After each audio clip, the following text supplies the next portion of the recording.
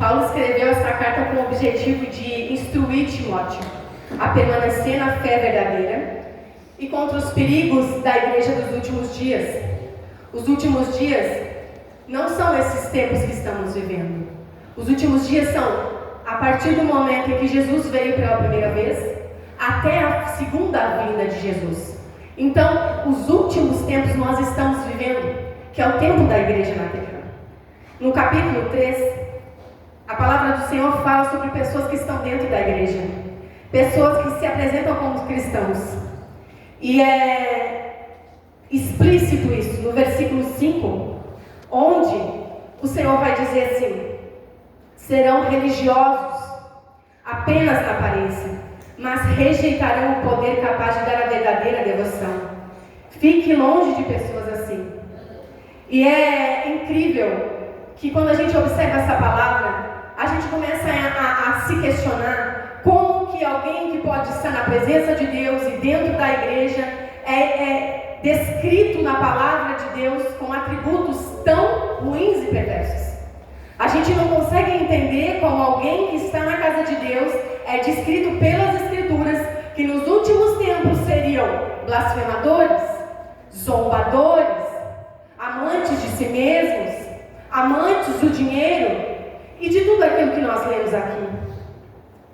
Mas a gente se pergunta, e eu me perguntei em casa para Deus: como pode pessoas assim estarem dentro da igreja? Porque não está falando sobre alguém que está fora, está falando sobre alguém que está dentro. E o Espírito Santo falou no meu coração: são pessoas que apostataram da fé. São pessoas que se afastaram da verdadeira devoção, da verdadeira fé. Apóstatas são crentes que se desviaram da verdadeira fé, que é em Cristo e na cruz. E vão se esfriando, até se tornarem pessoas mornas espirituais.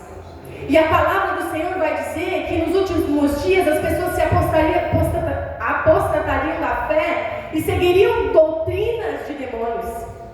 E quando a gente entende que pessoas que apostatam da fé, mas que não saem dentro da igreja, elas recebem uma doutrina ou procuram viver uma doutrina de demônios, a gente consegue entender essas características que a palavra aqui está descrevendo essas pessoas. Quando nós nos apostatamos da fé, quando nós nos afastamos da verdadeira fé, que é em Cristo e na cruz de Jesus, e nós colocamos no lugar da nossa fé verdadeira outras coisas. A cidade de Laodiceia, no capítulo 3 de Apocalipse que nós lemos, foi a mais rica da Frígia, na época do Império Romano. Era conhecida em todo o mundo antigo por seus estabelecimentos bancários, pela sua escola de medicina, pela sua indústria têxtil. Mas Deus, Ele combate claramente em Apocalipse 3 o orgulho dessa igreja. O texto da carta à igreja Laodiceia se refere aos 3 grandes orgulhos de sua riqueza financeira, de sua poderosa indústria têxtil e de seu grande avanço na medicina. O Senhor estava combatendo claramente a mornidão espiritual daquela igreja, pois estavam se orgulhando das coisas da terra e ocupando o lugar de Deus com as coisas deste mundo. Então Deus aconselha a esta igreja o mesmo que aconselha a mim e a você nessa noite. Primeiro, a comprar ouro refinado no fogo, a comprar coisas espirituais, porque eles se vangloriavam por ser ricos financeiramente, mas o Senhor vai declarar que eles não passavam de cegos, miseráveis, pobres e nus.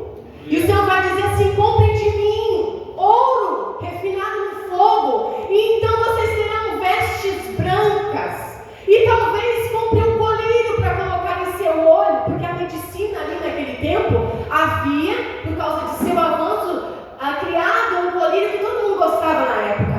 Então isso rendia muito dinheiro. E Deus vai usar Egito. Quando aquele povo se orgulhava dos seus deuses, Deus combateu aqueles deuses com as próprias pragas que vinham para glorificar o seu nome.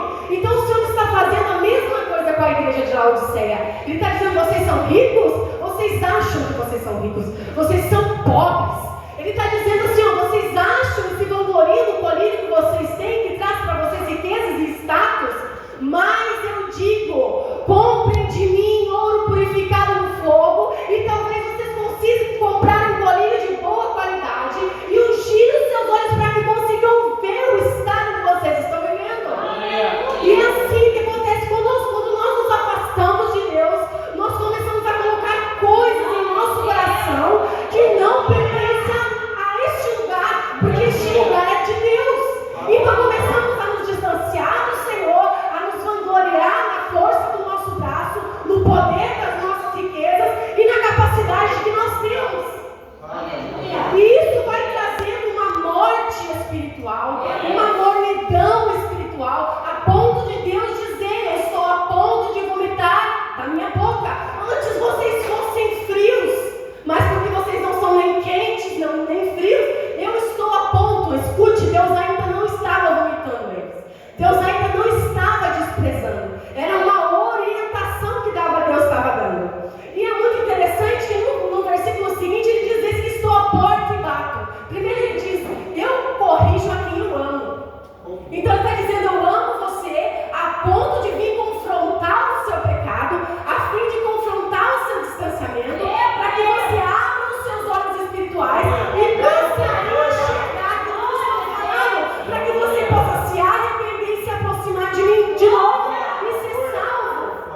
Mas aí depois Deus vai dizer: eu estou à porta e bato. E o que o Espírito Santo falou para mim é assim: ó, quem está à porta e bate está do lado de fora, não está do lado de dentro. Quando a gente se torna morno espiritual e a gente coloca as nossas conquistas no lugar que Deus deveria estar e nos vangloriamos por ela, o Senhor se retira. Mas a Bíblia vai dizer que Ele está falando: eu estou à porta e estou batendo. O Senhor nesta noite está à porta do nosso coração, está batendo, trazendo despertamento para a igreja, trazendo despertamento para o meu e teu coração, porque nenhum progresso financeiro, cultural, científico do mundo pode ser comparado com a riqueza de um verdadeiro relacionamento com Deus. Você pode ter casa, você pode ter carro, você pode ter fama, você pode ter status. Aliás, Jesus foi tentado com isso. Quem lembra? Então, nenhum status, nenhuma posição se compara à riqueza espiritual. E é isso que Deus está falando com a igreja de Laodiceia: compre ouro refinado no fogo, passe tempo comigo, se relacione comigo, volte ao lugar de adoração e a gastar tempo na minha presença do Senhor. Mas aí o Espírito Santo coloca um questionamento dentro do nosso coração: e como combater o esfriamento espiritual? Paulo dá essa resposta.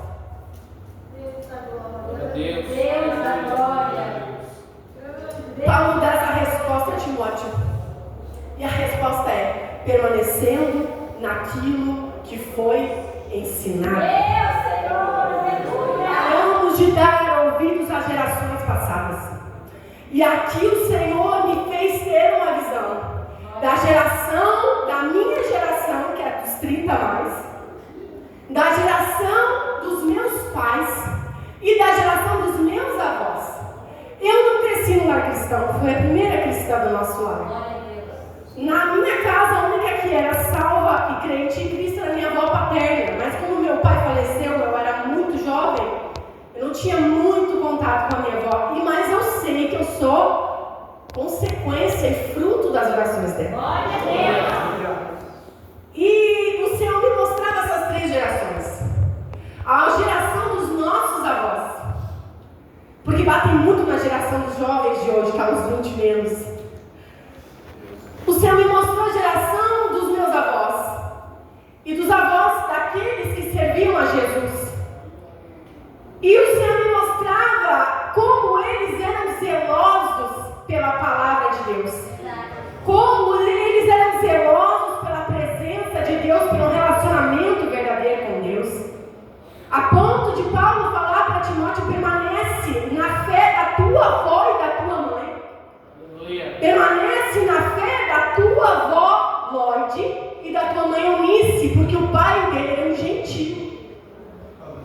vai dizer: não te esquece da geração passada. E o Senhor me fazia ver essa geração que buscava, que intercedia, que rasgava a vida diante do Senhor, que não se preocupava com bens. Embora os bens sejam necessários, eles buscavam aquilo que era necessário para viver. E não o status, não mais do que precisavam.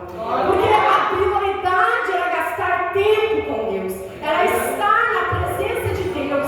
A prioridade ainda era a salvação da nossa alma, a prioridade ainda era ser batizado com o Espírito Santo, a prioridade ainda era ser cheio dos dons, e a prioridade ainda era pregar o Evangelho aos perdidos, era fazer missão. Essa é a geração dos nossos avós. Mas daí veio a nossa geração, dos 30 mais. E nós começamos a olhar para trás e nos tornar a igreja de Laodiceia. Porque começamos a olhar para os nossos pais e dizer assim: ai, não preciso orar tanto. Não precisa jejuar tanto. Para que eu peguei o tão comprido? Por que usar saia o tempo todo? Por que renunciar a ir na praia do jeito que o mundo vai? Para que isso? E a morte espiritual, ela não acontece de repente. Ela acontece aos poucos. A mornidão, ela vai acontecendo, é que nem tu ferver uma água. Tu tem que deixar ela descansando para esfriar. E leva tempo para esfriar. Então a nossa geração foi esfriando, apostatando da fé. Mas o Senhor, pela sua misericórdia, conserva os fiéis na terra. O Senhor sempre tem 7.000 que não se dobram, 7.000 que oram e ouvem a geração passada e que passam para a geração sucessora aquilo que foi ensinado lá atrás. Nós devemos permanecer na doutrina dos apóstolos, mas a nossa geração diz: isso é coisa de velho. Quem é Deus se não ancião de dias? Quem se prostra diante do trono de Deus se não são anciões e rendem a Ele as suas coroas? E o Senhor diz: permanece naquilo que tu foi ensinado, ser fiel naquilo que foi ensinado pelos teus avós. Como eu disse, eu não fui criada num lar cristão, e talvez você que está aqui, jovem, homem e mulher, não foram criados, e às vezes a gente se desculpa dizendo assim: ah, mas é porque ninguém me ensinou, eu não fui criada, mas a salvação chegou até você. A salvação chegou, e dentro da igreja existe referência de Deus para a gente seguir. Deus sempre vai colocar alguém do nosso lado, assim como colocou o sogro Jetro de Moisés do lado dele, para ser referência para ele, porque ele havia sido criado num lar de egípcios, um lar que só tinha deuses, mas havia uma referência do lado dele. E assim acontece comigo, contigo. Então nós não temos desculpa para se afastar daquilo que Deus quer. Então Deus vinha me mostrando a geração que veio se afastando pouco a pouco de Deus e trazendo coisas que não deveria trazer para a presença de Deus. E isso tem respingado na geração dos nossos filhos. Essa é a nossa responsabilidade. É de passar de uma geração para outra geração, porque Deus é um Deus geracional. De geração em geração, a verdadeira obra do Evangelho, a verdadeira palavra do Evangelho. Mas a gente fica: por que se santificar tanto? A palavra de Deus diz que aquele que se santificar e realmente estiver na presença de Deus será perseguido. Quando nós estamos sendo perseguidos? Só é perseguido quem realmente quer andar no caminho. Só é perseguido quem realmente está na presença de Deus. A nossa geração, ela foi se afastando de Deus, foi apostatando na fé. Mas Cristo veio para nos dar vida, e vida no Espírito.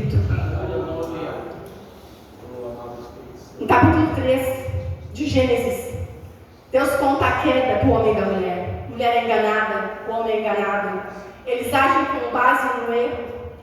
E eles são afastados de Deus, separados de Deus. E ali eles passam a viver segundo a sua própria vontade. Um dia eu estava na igreja onde eu congregava, antes de vir aqui para Torres, e um irmão estava ministrando, era um irmão da nossa geração. E ele disse assim, a minha mãe dizia que o costume, saia, cabelo, roupa, costume, doutrina é a palavra. O costume é uma cerca que protege a doutrina. E eu nunca tinha ouvido isso. E quando aquela palavra foi liberada por aquele irmão que disse que o costume era uma cerca que protegia a doutrina, aquilo veio como uma flecha no meu coração. E eu só pude dizer que coisa mais linda, que ensinamento precioso que nós tínhamos. E que hoje não estamos ensinando para os nossos filhos. Que não estamos passando adiante. E aquele irmão não estava muito agarrado com o que a mãe dele ensinou. E é por isso que eu falo da geração 30+. Porque ele disse, mas nós não precisamos viver detrás de uma cerca, porque Cristo nos trouxe para a liberdade. Mas o Senhor falou ao meu coração. O Senhor falou comigo no momento em que Ele falou, o Senhor falou comigo. Meu Deus, aleluia. Nós somos ovelhas do aprisco do Senhor. E o que é um aprisco, se não um lugar onde existe uma cerca espiritual que nos protege? A Bíblia diz que quando um se perde, ele deixa os 99 por detrás da cerca do aprisco e vai buscar que se perdeu. A cerca nos protege a doutrina em que nós fomos ensinados. E o Senhor não me falou no meu coração naquele momento, a liberdade que recebemos de Cristo foi para obedecer a Deus e não para fazer a nossa vontade. Aliás, éramos presos pela nossa natureza humana e vivíamos inclinados a satisfazer a nossa carne. Em Cristo fomos purificados de nossos pecados e libertos agora para obedecer em tudo a Deus. Nossa liberdade, a liberdade que Deus comprou para nós pelo sangue de Jesus foi para que nós obedecêssemos a Deus. Não para que nós estivéssemos fazendo o que a gente quer por Ele. Porque nós somos testemunha de um Deus vivo e que é santo. Ele se chama santidade, de santidade. O Espírito clama nessa noite que nós estamos fazendo. Nós somos testemunha da santidade. Louvado seja Deus! Louvado seja Deus, Senhor! Romanos 8 para respaldar aquilo que o Senhor falou no meu coração. Que diz agora, portanto, já nenhuma condenação há para os que estão em Cristo Jesus.